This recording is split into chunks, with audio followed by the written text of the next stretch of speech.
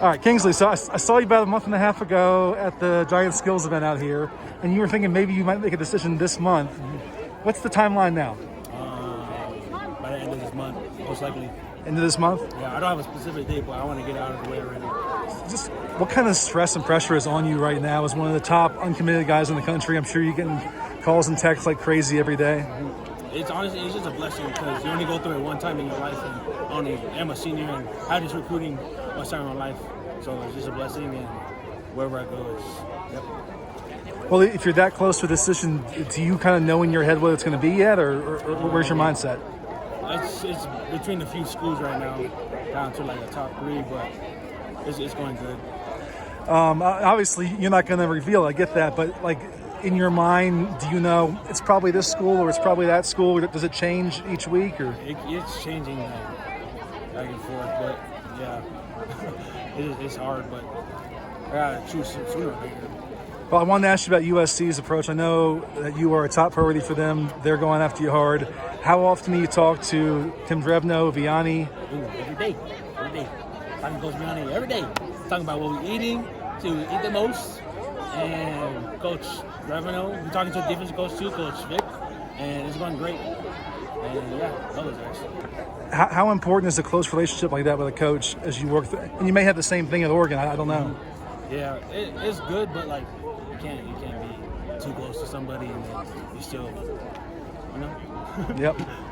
How is your relationship with Coach Drevno developed? A lot. You know, when I first started, they didn't really contact that much, and then somebody just flipped the switch and like got back on, and I liked it a lot. I know you're on the NFL track. He has the track record of putting guys in the league. Has he talked to you a lot about his background in that way? Yeah, he talks a lot about it, and like he doesn't bring it that much, but he'll just tell me and let me know that if I come, I can be drafted very hard. Well, talk about those two schools, USC first. What's the biggest thing you like about the Trojans as a contender for you? I don't know, it just feels like family. Like I call them whenever call and then they answer. And Coach Helton, it's all over the place. Coach Helton, he just calls me and tells me, hey, I think about you. It means a lot. You don't get that a lot from that coach. So that's what I like. And with Oregon, what's the biggest thing that makes you feel good about them?